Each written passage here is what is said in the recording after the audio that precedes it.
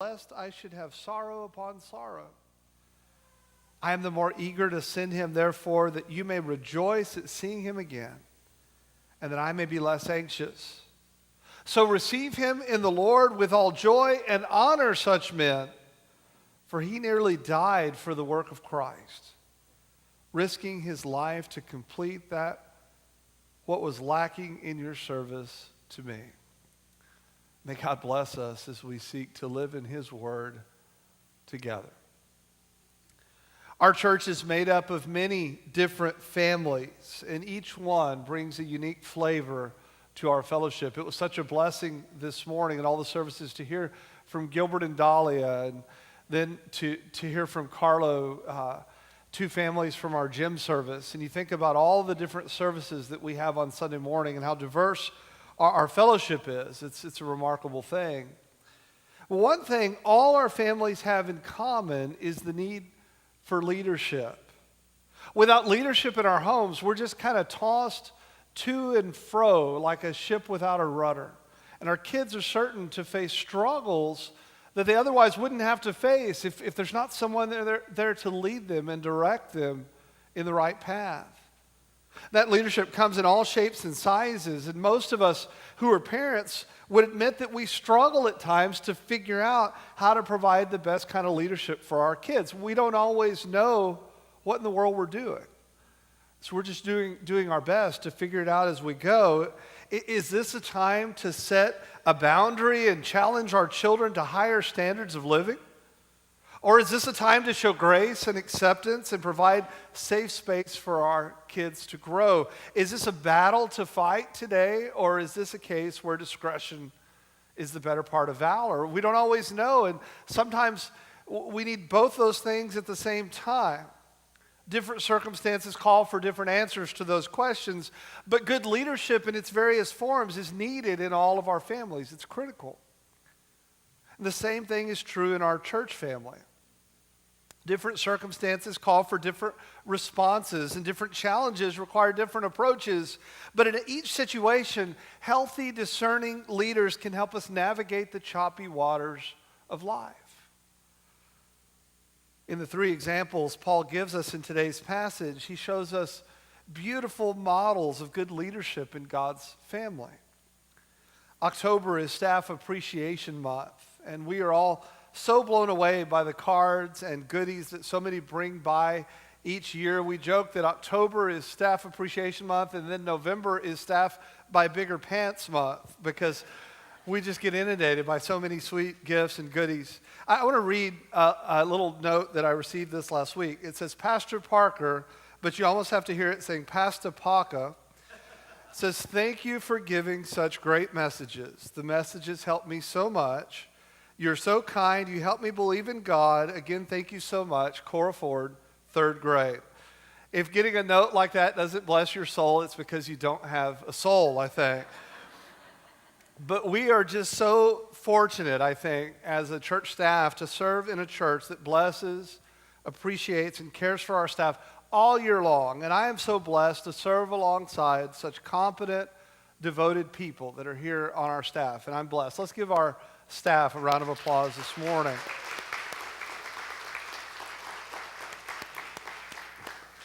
But today's message is not just a message about church staff. The church also needs strong deacons, worship leaders, Sunday school teachers, Awana workers, committee personnel to help with the different aspects of our ministry, and different volunteers for all of our mission activities.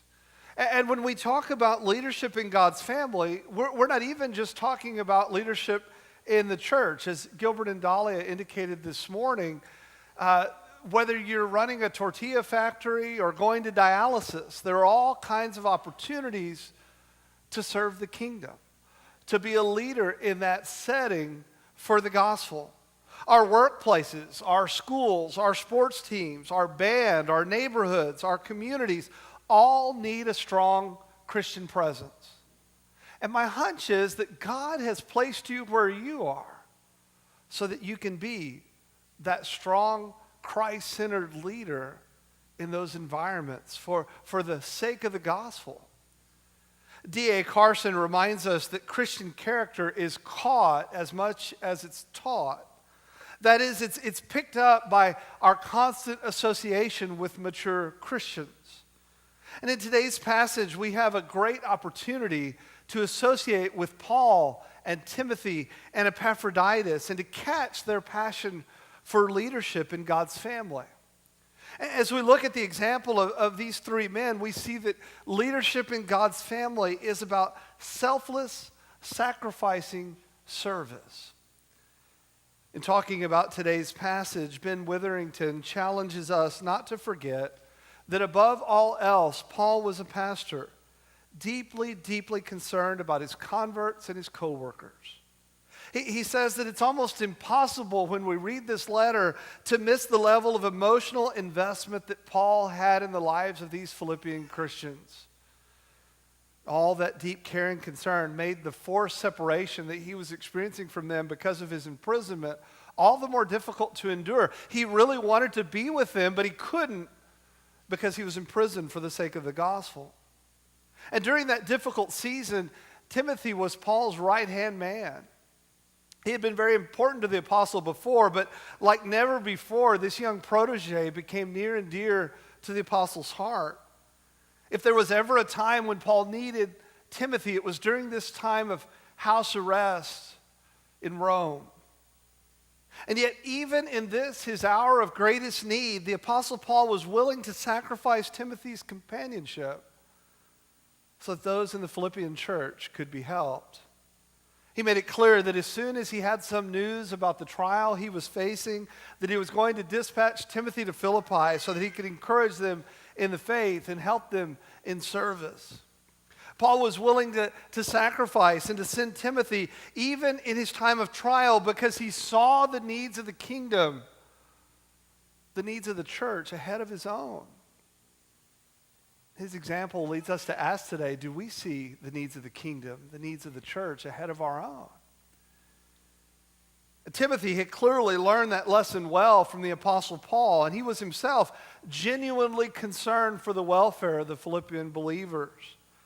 The journey Timothy agreed to take to Philippi was not a small commitment.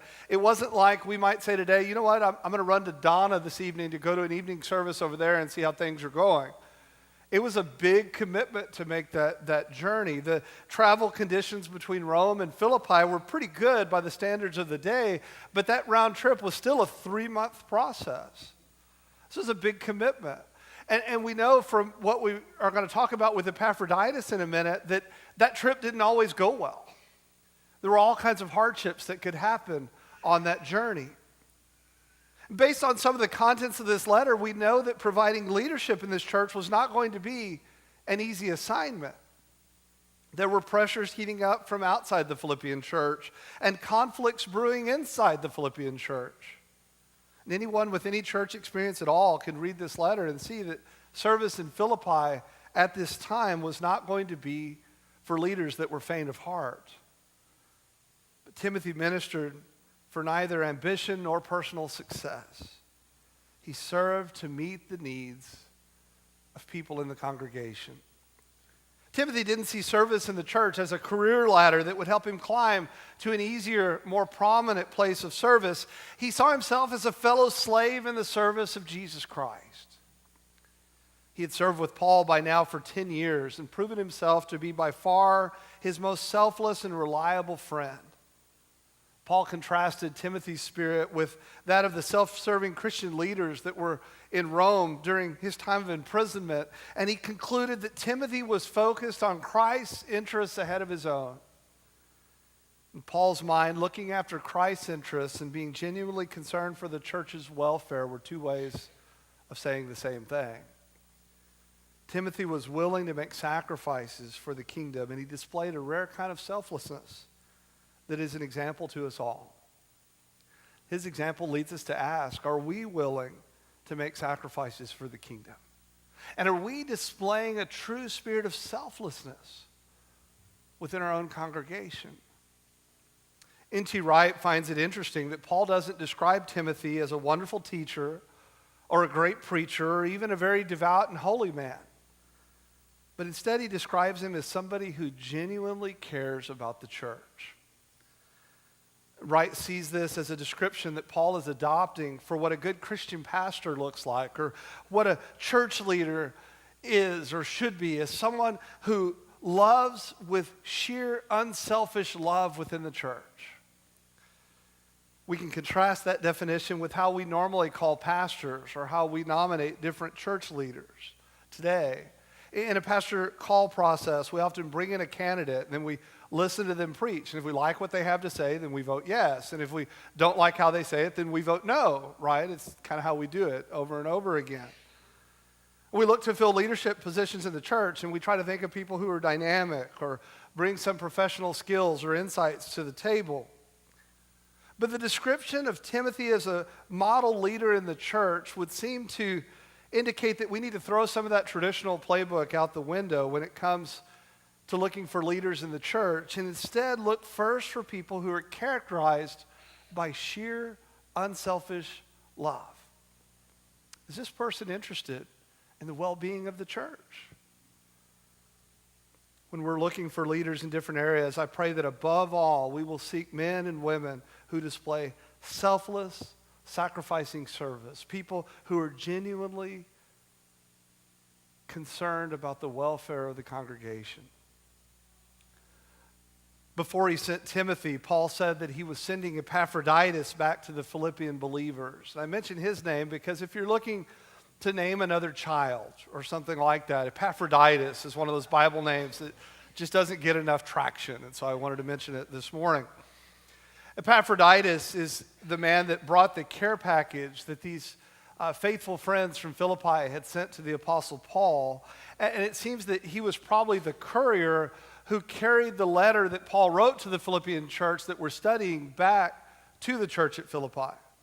Epaphroditus was a member and leader of this Philippian congregation. We don't know if he was like a pastor there or a lay leader of some sort, but he was very active in the church, and he was assigned to carry this care package to Paul and then to stay there and minister with Paul for a while. During this process of traveling to see Paul on that long journey and caring for the apostle, somehow Epaphroditus took ill, nearly died, and he had to be nursed back to health. And it wasn't like it is today where you get sick and, well, we go to the ER at that medical center and they make you better and you go home. In that day, if you took this ill, it was very likely that you were going to die. And so it was a pretty miraculous thing that he was nursed back to health. And still, the apostle describes him in such glowing terms, referring to him as my brother and fellow worker and fellow soldier and your messenger and minister to my need. That's a pretty high-ringing endorsement coming from Paul, the founder of the Philippian church. Paul is sending this letter with Epaphroditus, and in this letter it says, this is my guy in your church. The word Paul uses in verse 25 to describe Epaphroditus' bold faithfulness is actually a gambling term, interestingly. Dr. Tom Cassidy in our early service confessed that before he was a believer, he liked to play Texas Hold'em. And that's the kind of term that Paul uses in this passage. He's saying that Epaphroditus staked his life, that he rolled the dice in service to Christ, that he was all in this Jesus mission. Here's a man who gave little thought to personal comfort and safety in order to discharge his responsibility faithfully. Epaphroditus shared Paul's spiritual life, his labors, and his dangers. He willingly took the role of a servant to assist Paul. He served the Lord while serving others. He had a deep concern, Paul says, for his friends that were back in Philippi. Paul was sending him back to encourage this church, but he didn't want them to think that Epaphroditus had failed in his mission. It didn't turn out the way the church thought it would, and his trip didn't turn out the way he wanted it to, but Paul wanted to make it clear to these believers that Epaphroditus was the kind of leader who was to be welcomed and honored in their midst. This man had risked all for the kingdom, and he nearly paid the ultimate price to honor his church and ministering to the apostle, and he deserved a hero's welcome. Epaphroditus was willing to sacrifice his time, his health, and nearly his life for the sake of the gospel, and he became an example to all of us who want to serve in the right way and win the praise of both the church and the Lord of the church. His example leads us to ask, are we willing to sacrifice our time, our health, all that we have in service to the kingdom, in service to the church, in service to Christ? What are we willing to give? What are we willing to sacrifice? Paul, Timothy, and Epaphroditus all model for us what the apostle has been talking about throughout this great chapter that we've now been looking at for 3 weeks. These are flesh and blood church leaders who they knew, who show us what it's like to be united in our thinking, united in our love, united in our humility. It's like Paul is saying, here are some guys that you know who display the mind of Christ that I've been talking about. Here are some leaders that you know personally who have lived out the Christ hymn and emptied themselves in service to the kingdom. Here are men who you know and love who embody the challenge to work out our own salvation, modeling lives of service without grumbling or complaining, shining forth as examples of God's love in this dark and broken world. These men were great examples of what the apostle said to the church of Corinth when he said, "For we are not preaching ourselves, but Jesus Christ is Lord, and ourselves your slaves for Jesus' sake." By the grace of God, through the work of the Holy Spirit, we can catch from these men what it means to be true servant leaders in the kingdom of God, in the family of God. I know that catching that spirit of service is possible because I've seen it. I've seen it with my own eyes. I saw that spirit of service years ago when Lisa and I were college students like Carlo, and I was a youth pastor at the First Baptist Church of Hawley, just north of Abilene. And Carlo said he was a youth pastor that was not paid, and I was a youth pastor that was paid very little.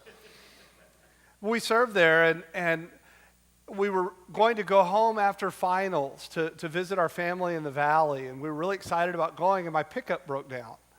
And we didn't have any money, and we weren't going to be able to fix it. So we were scratching our trip when there was a knock at the door of our little house in Married Student Housing, and we looked out the little peephole, and standing on our front porch was Tom McAllister, the senior pastor at our church, wearing work clothes and holding a toolbox. He said, "Y'all go to class. I know you've got finals. Take your tests. I'll take care of this."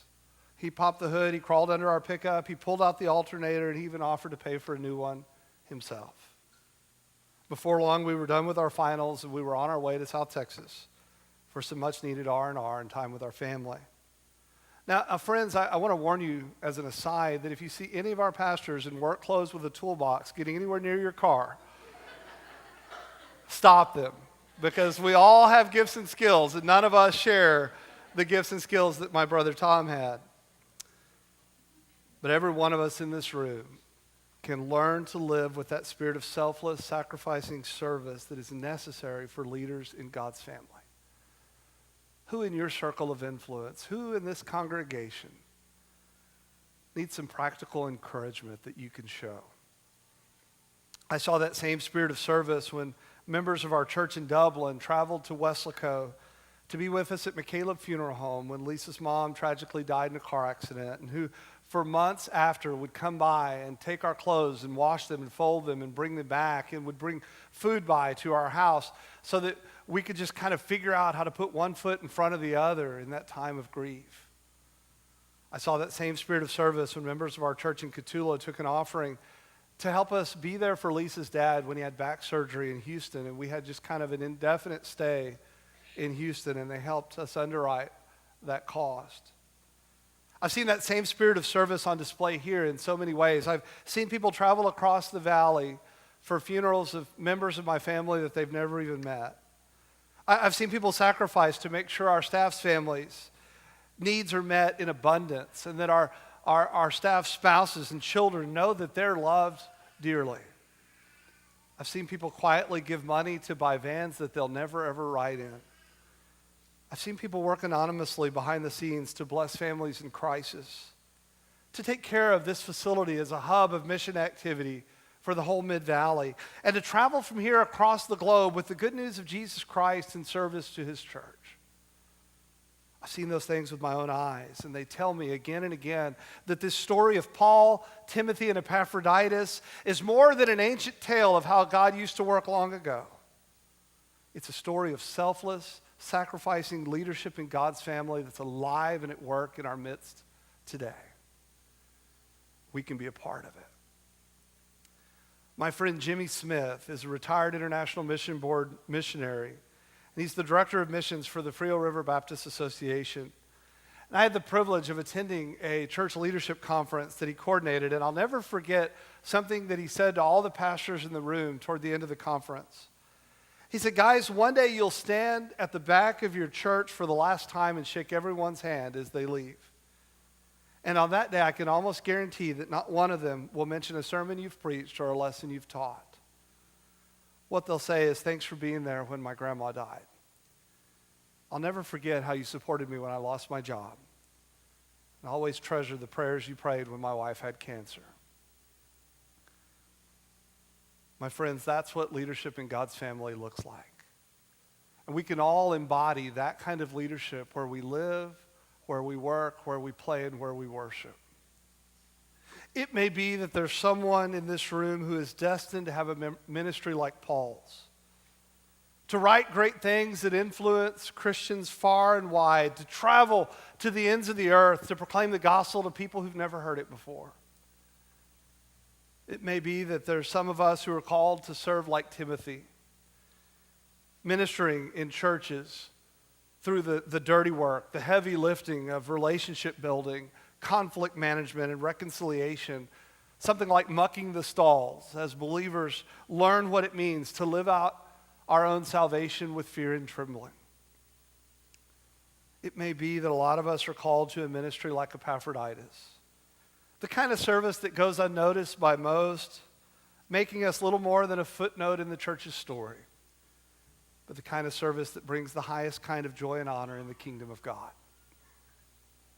Whatever kind of ministry God has placed us here to fulfill, let us do so remembering that true leadership in God's family looks like an example of selfless, sacrificing service. And let us commit ourselves anew to live with an unswerving devotion to share the love of Christ right where we're planted. This morning, we're going to sing a song of invitation. And as we prepare to do that, I want to extend an invitation to everyone here. There's something about personal examples. We can talk in concept about faith and faithfulness, and that doesn't connect very well. But when we begin to point to a specific story, the way Paul does in this passage, it has a way of hitting close to home. Maybe today that specific story, that idea of real flesh and blood, faithful believers has spoken to you where you are. And you want to say today, you know what? I'm ready for this story to be my story. I want the gospel to make that kind of impact in my life. I want my life to get swallowed up by what God is doing through Jesus Christ. I invite you to come and to know the Lord Jesus in a personal way, in a life-changing way. Maybe today you're a believer. But as we look at these examples of selfless, sacrificial leadership, you look at your own life and you think, man, that's not how I'm living. Not in my home, not where I work, not where I worship. But you want to leave here saying something else. You want to leave here leaving behind all selfishness and crankiness, and in its place, you want to leave here serving and sacrificing and loving with the Spirit of Jesus. You come this morning, we'll pray through that together. Maybe there's something you need to lay aside. Maybe there's some forgiveness you need to offer. Maybe there's some mercy you need to taste. I invite you to come. Maybe today you'd come and make this your church home, where together we seek to live as this type of Christian presence in this community, that by our service and sacrifice, others might see the light of God's good news in the midst of this dark and broken world. You respond to God's leadership, however He leads your heart, as we stand and we sing by His Spirit.